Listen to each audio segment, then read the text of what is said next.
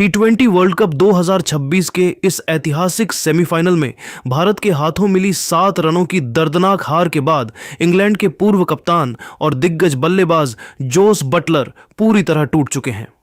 Match खत्म होने के बाद वानखेड़े स्टेडियम की पिच पर जोस बटलर को जिस तरह फूट फूट कर रोते हुए देखा गया, उसने करोड़ों क्रिकेट प्रेमियों का दिल तोड़ दिया। एक चैंपियन खिलाड़ी के तौर पर अपनी टीम को फाइनल तक न ले जा पाने का गम उनके चेहरे पर साफ झलक रहा था। बटलर काफी देर तक डगआउट में अपना चेहरा छुपाकर बैठे रहे और उनकी आंखों से आंसू थमने का नाम नहीं ले रहे थे। लेकिन मैच के कुछ घंटों बाद बटलर ने अपनी चुप्पी तोड़ी और हार की असली वजह का एक ऐसा बड़ा खुलासा किया जिसने पूरे क्रिकेट जगत को हिलाकर रख दिया है। बटलर ने न सिर्फ भारत की जीत और अपनी हार पर चौंकाने वाला बयान दिया, बल्कि संजू सैमसन और जसप्रीत बुमराह जैसे भारतीय खिलाड़ियों के आगे अपना सिर झुका दिया। दोस्तों, मुंबई के वानखेड़े स्टेडियम में खेले गए सेमीफाइनल मुकाबले में भारत ने पहले बल्लेबाजी करते हुए 7 विकेट पर 253 रन का बड़ा स्कोर खड़ा किया। संजू सैमसन ने शानदार बल्लेबाजी करते हुए 89 रन की तूफानी पारी खेली। उनके अलावा टीम के अन्य बल्लेबाजों ने भी तेज रन बनाकर स्कोर को मजबूत बनाया। लक्ष्य का पीछा करने उतरी इंग्लैंड की टीम ने कड़ी टक्कर दी। जैकब बेथेल ने बेहतरीन शतक लगाते हुए 105 रन बनाए, लेकिन भारतीय गेंदबाजों ने अहम मौकों पर विकेट लेकर मैच पर पकड़ बनाए रखी। निर्धारित 20 ओवर में इंग्लैंड की टीम 7 विकेट पर 246 रन ही बना सकी और भारत ने यह मुकाबला 7 रन से जीत लिया। भारत की ओर से हार्दिक पांड्या ने 2 विकेट लिए, जबकि अर्शदीप सिंह, जसप्रीत बुमराह, वरुण चक्रवर्ती और अक्षर पटेल को एक-एक सफलता मिली।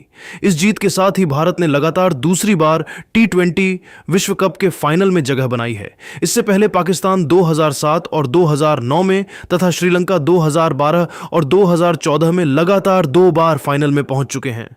अब भारतीय टीम 2024 और 2026 में लगातार 2 बार फाइनल खेलने वाली तीसरी टीम बन गई है। इसके बाद दोस्तों, बटलर ने भरे हुए गले से बात करते हुए कहा, सच कहूं तो आज मैं बहुत शर्मिंदा हूं और मेरा दिल पूरी तरह टूट चुका है। मैं मैदान पर अपने आंसू नहीं रोक पाया क्योंकि मुझे पता था कि हम जीत के कितने करीब थे। लेकिन भारत के पास कुछ ऐसे खिलाड़ी हैं जो नामुमकिन को मुमकिन बनाना जानते हैं।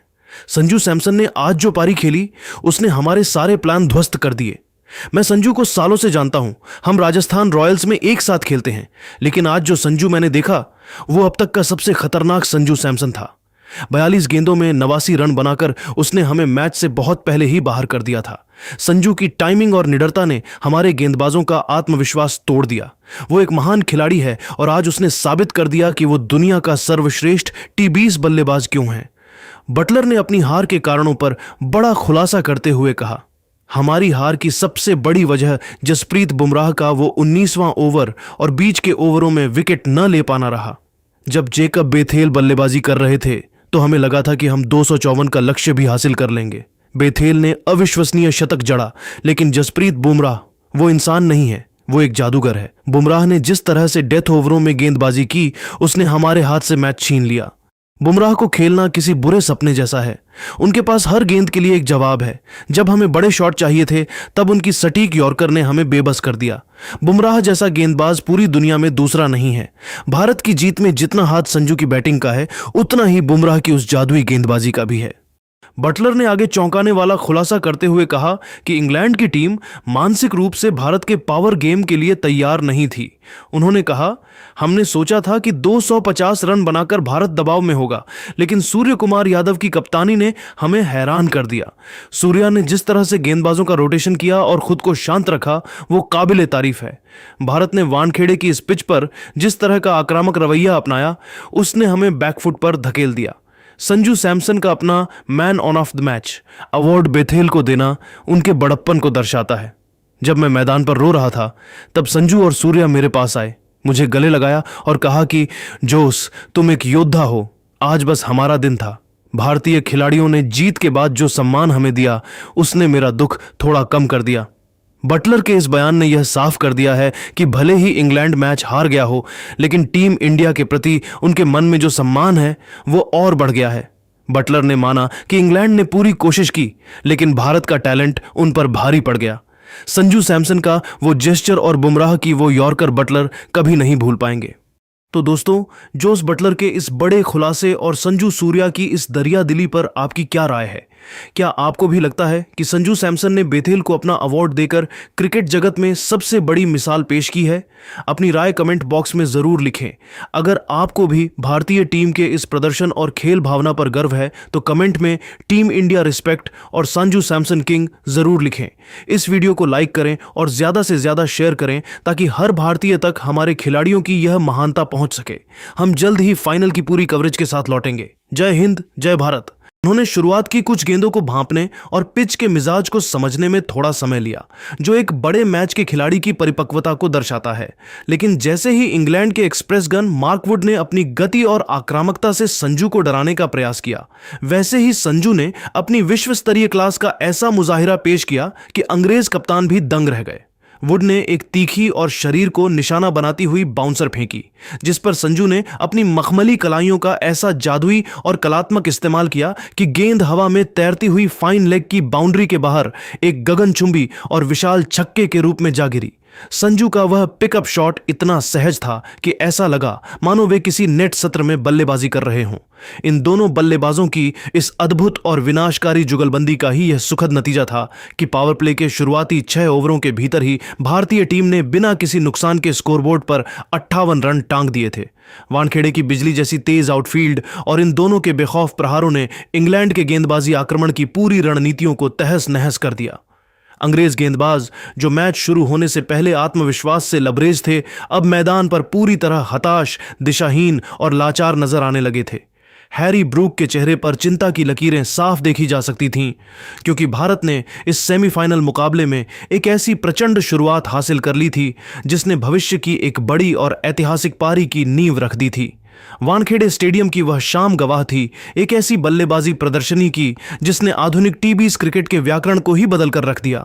भारतीय सलामी बल्लेबाज अभिषेक शर्मा आज किसी साधारण प्रेरणा से नहीं बल्कि एक अलग ही फौलादी मिट्टी से निर्मित लग रहे थे।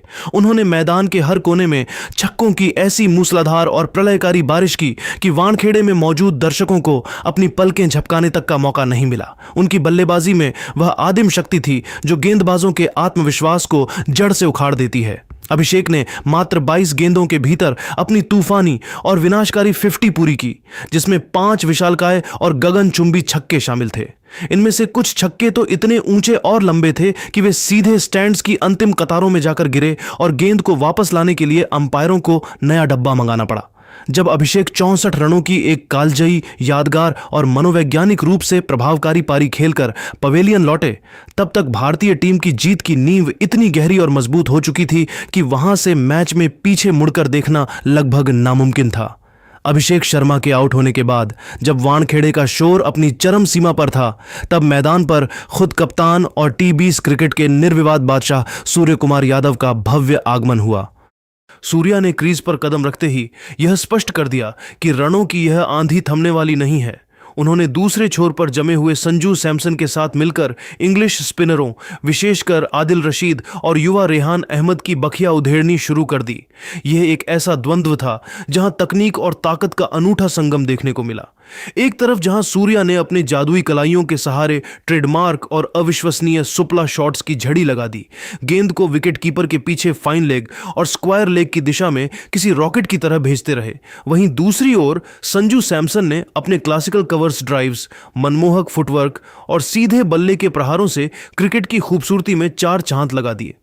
इन दोनों की इस डेंजरस और विनाशकारी साझेदारी ने इंग्लैंड के युवा कप्तान हैरी ब्रूक के माथे पर चिंता की गहरी लकीरें खींच दी थीं। ब्रूक असहाय नजर आ रहे थे और बार बार अपनी फील्डिंग और गेंदबाजी रणनीतियां बदलने पर मजबूर हो रहे थे, लेकिन सूर्या और संजू की जोड़ी हर चाल का जवाब बाउंड्री से दे रही थी।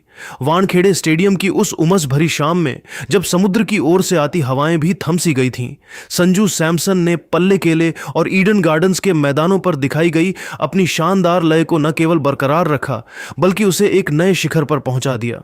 उन्होंने 45 गेंदों पर 72 रनों की जो बेमिसाल, संयमित और अत्यंत कलात्मक पारी खेली, वह उनके करियर की सबसे परिपक्व पारियों में से एक गिनी जाएगी। संजू का हर शॉट उनके उन आलोचकों को एक करारा जवाब था जो अक्सर उनकी निरंतरता पर सवाल उठाते थे। उनकी यह बल्लेबाजी किसी भी बड़े आईसीसी टूर्नामेंट के सेमीफाइनल जैसे उच्च दबाव वाले मुकाबले में एक स्वर्ण मानक की तरह स्थापित हो गई। संजू ने जिस तरह से पारी की शुरुआत में स्ट्राइक रोटेट की और फिर मौका मिलते ही स्पिनरों के खिलाफ कदमों का इस्तेमाल कर गेंद को स्टैंड्स में भेजा, उसने यह साबित कर दिया कि वे आज भारतीय बल्लेबाजी की रीढ़ की हड्डी बनकर खड़े हैं। उनके कवर्स ड्राइव्स की मधुर आवाज पूरे स्टेडियम में गूंज रही थी और हर रन के साथ भारतीय प्रशंसकों का भरोसा बढ़ता जा रहा था। संजू के इस शांत स्वभाव के ठीक विपरीत कप्तान सूर्य कुमार यादव ने दूसरे छोर पर अपनी आक्रामकता को 7वें आसमान पर बनाए रखा। सूर्या ने अपनी पारी के पहले ही पल से अंग्रेज गेंदबाजों को मनोवैज्ञानिक रूप से धराशायी करना शुरू कर दिया। उन्होंने मात्र 28 गेंदों पर 56 रनों का एक विध्वंसक और ऐतिहासिक अर्धशतक कूद डाला। सूर्या की बल्लेबाजी में वह निडरता थी जो केवल दुनिया के नंबर 1 T20 बल्लेबाज में ही देखी जा सकती है। उन्होंने जोफ्रा आर्चर की 148 किलोमीटर प्रति घंटा की रफ्तार वाली गेंद पर अपना सिग्नेचर सुपला शॉट खेलकर गेंद को फाइन लेग की बाउंड्री के पार पहुंचाया, जिसे देख पूरा वानखेड़े स्टेडियम झूम उठा। सूर्या के इन तेज तर्रार रनों ने रन रेट को उस अकल्पनीय ऊंचाई पर पहुंचा दिया जहां से मैच में वापसी करना किसी भी विपक्षी टीम के लिए एक डरावना सपना और एक अभेद्य चुनौती बन चुका था। कप्तान और संजू के बीच हुई इस महत्वपूर्ण साझेदारी ने इंग्लैंड के गेंदबाजी आक्रमण की पूरी रणनीतियों को तहस नहस कर दिया। पारी के अंतिम क्षणों में जब अंग्रेज गेंदबाजों को लगा था कि शायद मुख्य बल्लेबाजों के जाने के बाद उन्हें राहत की कुछ सांसें मिलेंगी, तब हार्दिक पांड्या और शिवम दुबे के छोटे लेकिन अत्यंत विध्वंसक और प्रलयकारी कैमियो ने वह काम किया जिसे क्रिकेट की दुनिया में डेथ ब्लो या निर्णायक फिनिशिंग टच कहा जाता है। इन दोनों पावर हिटर्स ने वानखेड़े की छोटी बाउंड्री का भरपूर फायदा उठाया। उन्होंने सैम करन की धीमी गति की गेंदों और क्रिस जॉर्डन के यॉर्कर फेंकने के हर प्रयास को पूरी तरह नाकाम कर दिया। हार्दिक ने जहां अपनी शारीरिक शक्ति का प्रदर्शन करते हुए बुलेट जैसे चौके जड़े, वहीं शिवम दुबे ने अपने चिरपरिचित अंदाज में बिना किसी खास फुटवर्क के केवल खड़े खड़े 100 मीटर लंबे छक्के जड़